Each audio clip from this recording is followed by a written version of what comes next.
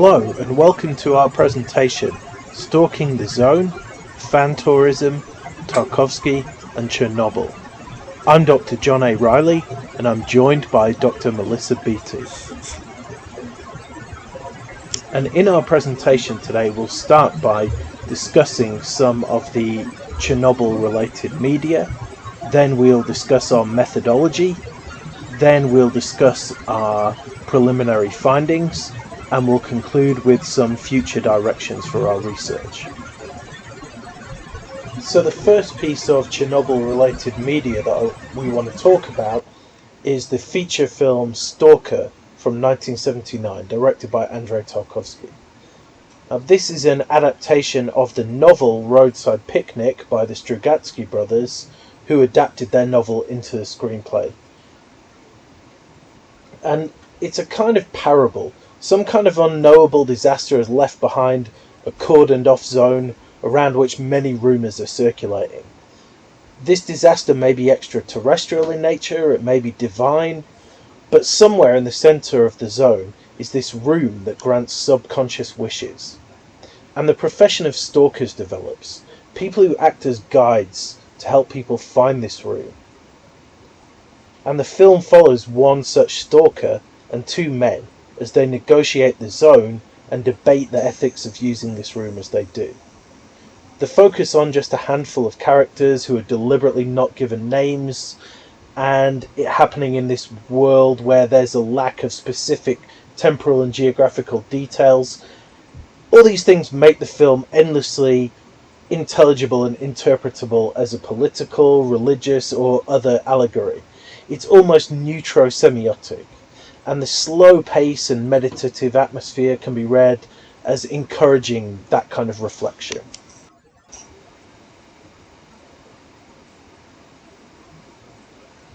So due to its unique aesthetic qualities, its nebulous storyline, and the manifold difficulties of interpreting this film, and of course the mystique surrounding Tarkovsky after his defection to the West and his death, which was ostensibly caused by toxic waste that he encountered while filming on location for Stalker, this film has become a cult film, even by the standards of Tarkovsky's other works.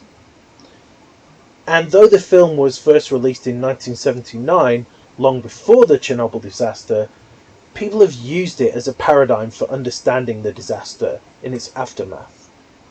Many of Tarkovsky's admirers are of a mystical bent, and they see him as having predicted his own death in Stalker by a calendar that seems to show the date that he passed away, a small detail within the film.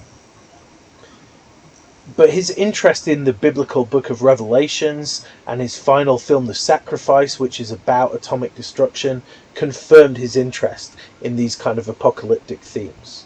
So when the disaster happened in 1986 and the area was cordoned off, his most ardent fans were poised to see these connections. And people who began to sneak into the exclusion zone, maybe to loot, maybe to explore, some to return to the place that they'd been evacuated from very quickly, and some to guide extreme tourists into the zone. All these groups of people became known as stalkers. So we can see how the site and the film can be seen as being paratexts of each other.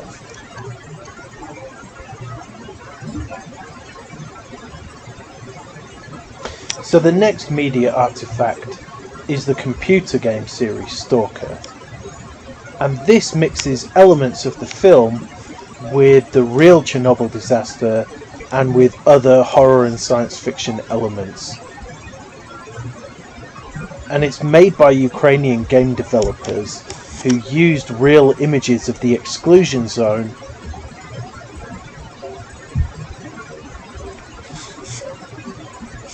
and it's a game with a cult following, but it has a very different kind of cultural capital to the high art values of Stalker, and it's responsible for a lot of the kind of tourism, official and unofficial, that we've seen into the Exclusion Zone.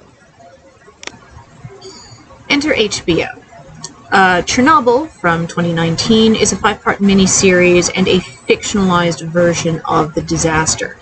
It is positioned specifically as quality TV.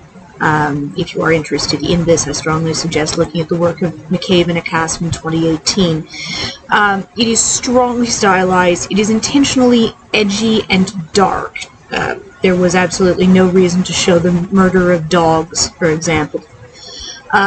The main issues were that stereotypes abounded. Class and region, which were primarily done through the suite of British accents, and also gender.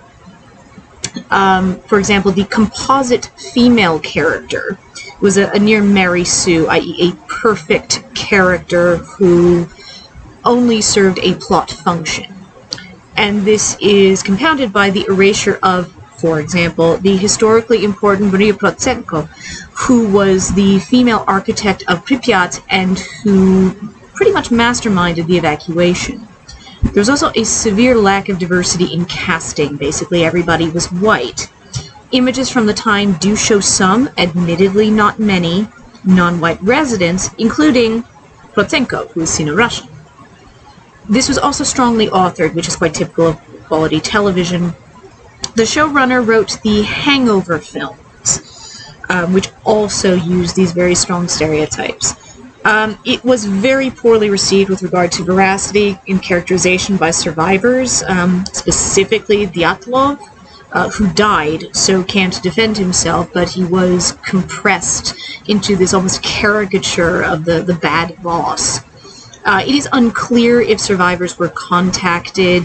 The production says yes when they could, but some of the survivors, Ludmila Ignatenko in particular, has said no, she was not. It was critically acclaimed. In the interest of full disclosure, I loathed it. I thought it was one of the worst things I have seen in many years, and Dr. Riley thought it was okay. All that being said, there is something of a false binary here. Enjoyment of a place does not necessarily correlate to a lack of respect. Remember that ways of showing respect for the dead are culturally constructed, as well as responses to trauma are culturally constructed. Disaster tourism also can be a way for survivors to tell their own stories, rather than having external or official histories tell it for them. That is still potentially problematic, but at least there is a certain level of control that the survivors would have in this context. And there's also the fact that fans of urban exploration or of disasters predate the miniseries. A number of our respondents list this interest as either a or the main reason for visiting. And of course, stalkers and local tourism existed long before the miniseries. Locals and those impacted were the ones profiting.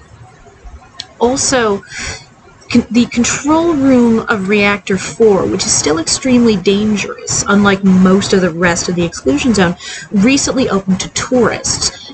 This must be the exploitation of its centrality to the mini-series.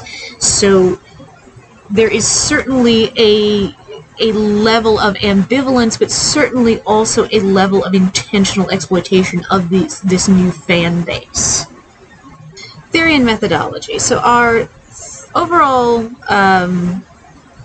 basis for this was doing a combination of textual analysis and audience response. So each text can function as a paratext to the other. So that's whether we're talking about Stalker the film, the miniseries, the games that also have been based out of the film, or even just the site itself. These can all function paratextually. Each type of analysis, textual and audience, provides a check against each other. It gives us much deeper data and also prevents us from inadvertently following theory that doesn't match reality or vice versa. Okay. Currently we have 13 respondents. We are hoping to ultimately get 30. At the moment, we have an overwhelmingly male, overwhelmingly young, overwhelmingly European, and overwhelmingly white sample. Ideally, we can get that to be a bit more diverse. So now let's move on to some of our preliminary findings. There are more than this, and as we have stated, this is a preliminary report. So because of that, we're only going to focus on a few things, and we're also not going to use any direct quotes. This is not published yet, and may not be for some time. So the lion's share of our respondents were interested in Stalker the film. A handful were also interested in the game. We have not had any respondents yet from our call for participants for people who have gone to Chernobyl but are interested primarily in the HBO miniseries. This is very likely due to the pandemic. But anyway, our respondents have been overwhelmingly male, which is quite unusual for fan studies. Young, European, and white. White is quite common. European, we are assuming, or at least we are operating under the assumption that this is logistical. It is easier to get to the Ukraine from elsewhere in Europe as opposed to US or Canada or New Zealand, which is where we have some other people coming from. Youth, again, is not terribly uncommon in fan studies. In this case, again, one of the working hypotheses we have is that this is in living memory. So the people who are going to the site either remember this themselves or have parents who remember them, or that generation remembering them. So they have grown up with this idea. The idea of paying homage to those who died in either in the initial explosion or subsequently to it, did come up repeatedly in some of the responses. Overwhelmingly male, I think, again, we are sort of operating under the assumption that in part this is due to the fact that most of the stalkers are male. So if they are going in under the radar with these stalkers, if you read any received wisdom that is directed to female travelers, the idea of not going on an overnight trip unless you are in a group with a male guide, that idea is discouraged. So that may be part of it as well. Again, this does require further study, and of course, as our respondent pool increases, we may find that it becomes more even. It is also possible that due to the male-centric plot of Stalker, there are, of course, female characters. This is somewhat complicated, and we unfortunately don't have time to get into all this. That may also be part of it. Other big themes that come in are the theme of urban exploration and contemporary ruins. And this is not particularly exclusive to Chernobyl or to Stalker, but this is something that does come up a lot. And frequently they talk about how they enjoy, the respondents talk about how they enjoy urban exploration, they enjoy going into these contemporary ruins. It is often referred to as being cool, quote unquote. So there is an element of beauty or fascination in desolation and destruction. Now, this is actually quite similar to how the zone is shown in Stalker, in the sense that it is a beautifully shot film that is part of Tarkovsky's appeal, but it is in this very desolate area where some unknown disaster has happened. Now, this concept can be received badly. And to some extent, I think we do see this. For example, in another project which I am doing, looking at whether calling or describing or implying that destructive or deadly weather is beautiful or other similar terms is frequently received badly. It makes people interpret the person calling it beautiful as insensitive, which I think, again, we are sort of seeing in some of these responses. And then there's also the thrill of transgression. This is in no way a Freudian theory that we're using here. We're not getting psychoanalytical here. We're mostly looking at sociocultural theory. But that thrill of transgression does come up a lot in some of these responses. Soviet films generally in some instances are or were banned. Going to see Stalker illicitly was part of this. But it goes along with the idea of dark tourism. We will have a bibliography slide at the end if you are interested in dark tourism. But the idea of going to places that are either difficult or were scenes of violence or destruction or a natural or anthropogenic disaster. One of the main issues with that is that thrill of transgression when it draws to it. In the case of Chernobyl, and again, this is not exclusive to Chernobyl, but in this particular case, the construction or positioning of the displays and the overall tours and how that is essentially contextualizing everything arguably operates against this voyeuristic thrill. So there is a negotiation required. So these are some future directions for our research. First, we'd like to speak directly to more stalkers, the people who guide people into the zone.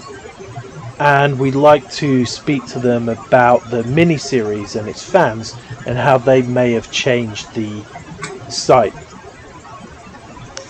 We're still looking for more respondents who are primarily interested in the games and also the miniseries, because we want to compare and contrast responses. We'd like to find more diverse responders. At the moment we have an overwhelmingly male and white response. And if funding can be found, we would love to do a season-long ethnographic study at Chernobyl. Both myself and Dr. Beattie are multilingual, but with a full research team to complement our skills, we could really get things done, and our final goal is to write the full project up as a book. So thanks for listening to our presentation. If you'd like to know more, you can email us at this address or visit our website.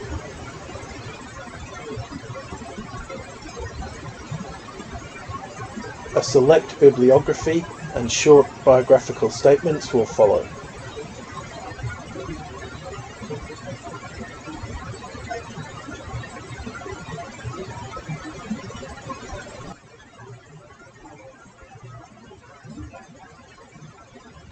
Dr. Melissa Beattie received her PhD in Media Studies from Aberystwyth in 2017. She is currently a U.S.-based independent scholar. However, she will be joining the faculty at Hawassa University in Ethiopia in January as part of their Department of Journalism and Mass Communications. And Dr. Riley is the English Programs Coordinator at Seoulbridge International School of Business in South Korea, where he also teaches drama and film studies. He's published on the films of Andrei Tarkovsky, the films and audio work of Peter